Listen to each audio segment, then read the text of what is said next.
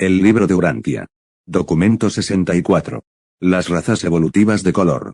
Esta es la historia de las razas evolutivas de Urantia desde los tiempos de Andoni Fonta, hace casi 1.000.000 de años, pasando por la época del príncipe planetario, hasta el final del período glacial. La raza humana tiene casi 1.000.000 de años de edad. La primera mitad de su historia corresponde aproximadamente a los tiempos anteriores al príncipe planetario de Urantia. La segunda mitad de la historia de la humanidad comienza en el momento de la llegada del príncipe planetario y de la aparición de las 6 razas de color, y corresponde más o menos al periodo considerado generalmente como la antigua Edad de Piedra. 5. El origen de las razas de color. Hace 500.000 años, las tribus de Badonán de las tierras altas del noroeste de la India se enredaron en otra gran lucha racial. Esta guerra implacable hizo estragos durante más de 100 años, y cuando la larga lucha terminó, solo quedaban unas 100 familias. Pero estos supervivientes eran los más inteligentes y deseables de todos los descendientes de Andoni Fonta, que vivían entonces. Un acontecimiento nuevo y extraño se produjo entonces entre estos badonitas de las tierras altas. Un hombre y una mujer que vivían en la parte nordeste de la región de las tierras altas entonces habitadas, empezaron a producir repentinamente una familia de hijos excepcionalmente inteligentes. Fue la familia Sanjik, los antepasados de las 6 razas de color de Urantia. Estos hijos Sanjiks, 19 en total, no solo eran más inteligentes que sus semejantes, sino que su piel manifestaba una tendencia sin igual a ponerse de colores diferentes cuando permanecía expuesta a la luz del sol. De estos 19 hijos, 5 eran rojos, 2 anaranjados, 4 amarillos, 2 verdes, 4 azules y 2 índigos. Estos colores se volvieron más pronunciados a medida que los niños crecieron, y cuando estos jóvenes se casaron más tarde con otros miembros de su tribu, todos sus descendientes tendieron a coger el color de la piel de su progenitor Sanjik.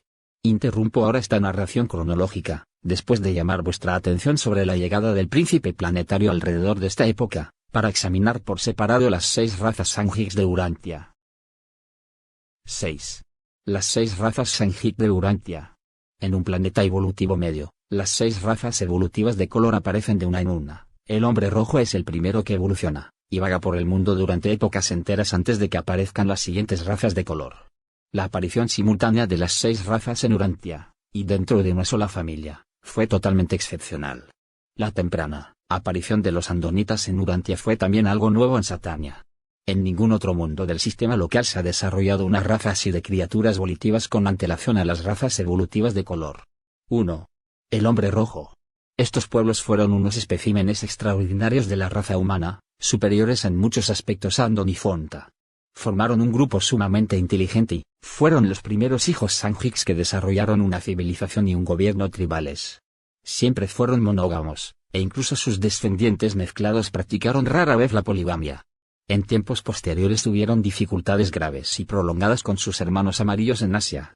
Les sirvió de ayuda el hecho de haber inventado pronto el arco y la flecha, pero desgraciadamente habían heredado una gran parte de la tendencia de sus antepasados a luchar entre ellos, y esto los debilitó de tal manera que las tribus amarillas pudieron expulsarlos del continente asiático.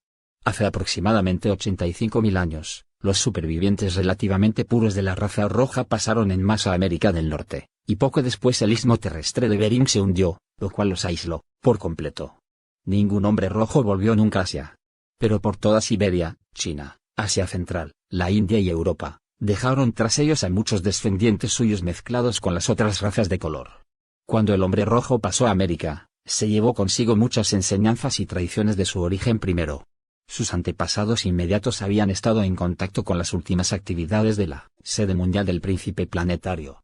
Pero poco tiempo después de haber llegado a las Américas, el hombre rojo empezó a perder de vista estas enseñanzas y su cultura intelectual y espiritual sufrió una gran decadencia.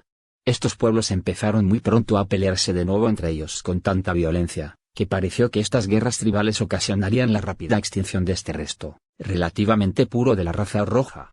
Los hombres rojos parecían estar sentenciados a causa de este gran retroceso, cuando hace unos 65.000 años apareció Onamonalontón como jefe y libertador espiritual. Trajo una paz temporal entre los hombres rojos americanos y restableció la adoración del Gran Espíritu. Onamonalontón vivió hasta los 96 años de edad, y mantuvo su cuartel general entre las grandes secoyas de California. Muchos de sus descendientes posteriores han llegado hasta los tiempos modernos entre los indios pies negros. A medida que el tiempo pasaba, Las enseñanzas de Onamonalonton se convirtieron en tradiciones muy vagas. Las guerras de aniquilación mutua empezaron de nuevo, y después de la época de este gran educador, ningún otro jefe ha logrado nunca establecer una paz universal entre ellos. Los linajes más inteligentes perecieron cada vez más en estas luchas tribales, de lo contrario, estos hombres rojos capaces e inteligentes hubieran construido una gran civilización en el continente norteamericano. Después de pasar desde China a América, el hombre rojo del norte nunca más volvió a entrar en contacto con otras influencias mundiales, a excepción de los esquimales, hasta que fue descubierto más tarde por el hombre blanco. Es muy lamentable que el hombre rojo perdiera casi por completo la oportunidad de mejorar su raza mezclándose con los descendientes posteriores de Adán. Tal como estaban las cosas, el hombre rojo no podía dominar al hombre blanco, y no quería servirlo voluntariamente. En tales circunstancias, si las dos razas no se mezclan, una u otra está condenada. 2. El hombre anaranjado. La característica más destacada de esta raza fue su peculiar impulso de construir cualquier cosa, aunque solo fuera apilar enormes montículos de piedra únicamente para ver qué tribu podía construir el montículo más grande. Aunque no fueron un pueblo progresivo, se beneficiaron mucho de las escuelas del príncipe y enviaron allí a sus delegados para que se instruyeran. La raza anaranjada fue la primera que bajó por la costa hacia el sur en dirección a África a medida que el Mediterráneo se retiraba hacia el oeste. Pero nunca consiguieron establecerse en África y fueron aniquilados por la raza verde que llegó más tarde. Antes de que llegara su fin, este pueblo perdió una gran parte de sus fundamentos culturales y espirituales.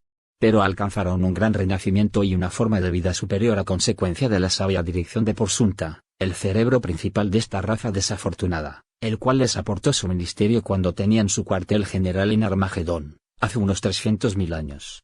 La última gran batalla entre los hombres anaranjados y los verdes tuvo lugar en la región del Bajo Valle del Nilo, en Egipto. Esta guerra interminable se libró durante cerca de 100 años, y cuando finalizó, muy pocos miembros de la raza anaranjada quedaban con vida.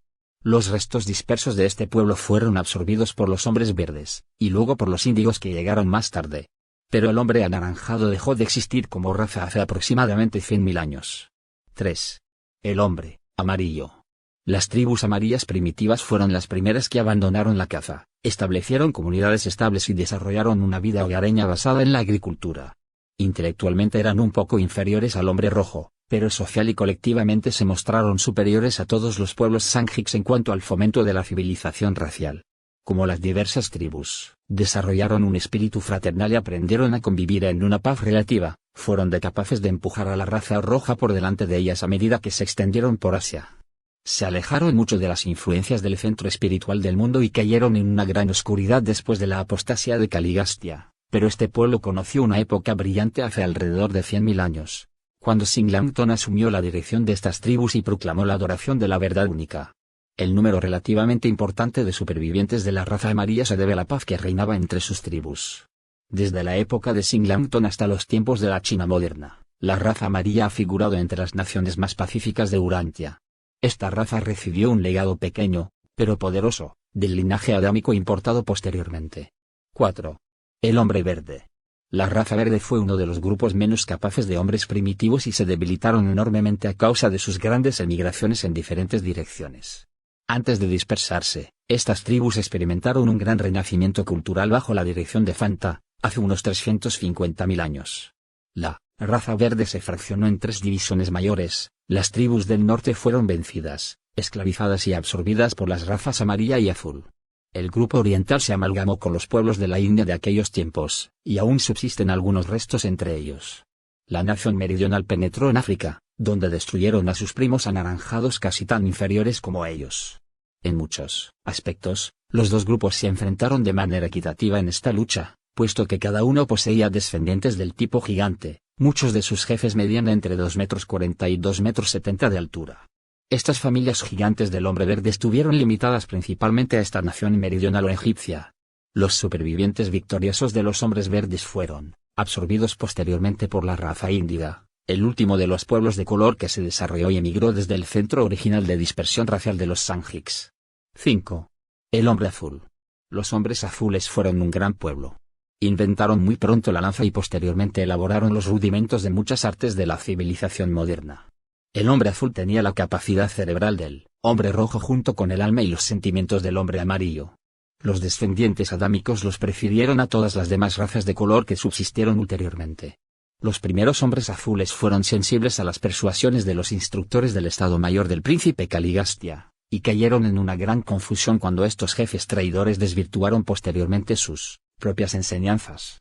Al igual que otras razas primitivas, nunca se recuperaron por completo del trastorno provocado por la traición de Caligastia, y tampoco superaron nunca totalmente su tendencia a luchar entre ellos. Unos 500 años después de la caída de Caligastia, se produjo un renacimiento generalizado del conocimiento y de la religión de tipo primitivo, aunque no por ello menos real y beneficioso. Orlandov se convirtió en un gran instructor de la raza azul y volvió a llevar a muchas tribus a la adoración del verdadero Dios bajo el nombre del Jefe Supremo. Este fue el progreso más grande del hombre azul hasta las épocas más tardías en que su raza mejoró considerablemente gracias a la mezcla con la estirpe adámica. Las investigaciones y exploraciones europeas sobre la antigua Edad de Piedra han consistido ampliamente en la exhumación de herramientas, huesos y objetos de arte de estos antiguos hombres azules, puesto que permanecieron en Europa hasta una fecha reciente. Las llamadas razas blancas de Urantia son los descendientes de estos hombres azules, que primero fueron modificados por una ligera mezcla con los amarillos y los rojos, y más tarde mejoraron enormemente, debido a la asimilación de la mayor parte de la raza violeta. 6. La raza índiga.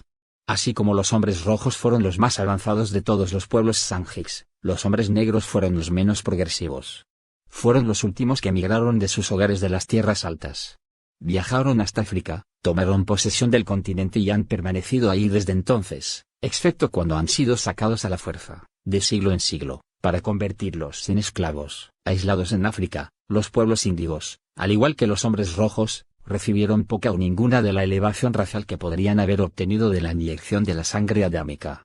Sola en África, la raza índiga hizo pocos progresos hasta los tiempos de Orbonón, durante los cuales experimentó un gran despertar espiritual. Más tarde olvidaron casi por completo al dios de los dioses, proclamado por Orbonón, pero no perdieron del todo el deseo de adorar al desconocido, al menos mantuvieron una forma de culto hasta hace pocos miles de años. A pesar de su atraso, estos pueblos índigos tienen exactamente la misma posición ante los poderes celestiales que cualquier otra raza de la Tierra. Fueron épocas de intensos combates entre las diversas razas, pero cerca de la sede central del príncipe planetario, los grupos más cultos y que habían sido instruidos en fechas más recientes convivieron en una armonía relativa. Las razas del mundo aún no habían conseguido ninguna gran conquista cultural cuando este régimen quedó gravemente trastornado por el estallido de la rebelión de Lucifer. Todos estos diferentes pueblos experimentaron, de vez en cuando, renacimientos culturales y espirituales. Mansant fue un gran instructor de la época posterior al príncipe planetario. Pero solo mencionamos a los dirigentes e instructores destacados que influyeron e inspiraron de manera notable a una raza entera.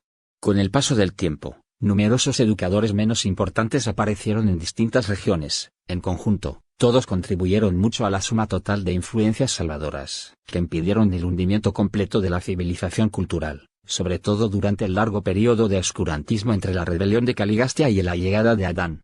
Existen muchas razones, buenas y suficientes, para llevar a cabo el proyecto de producir por evolución 3 o 6 razas de color en los mundos del espacio.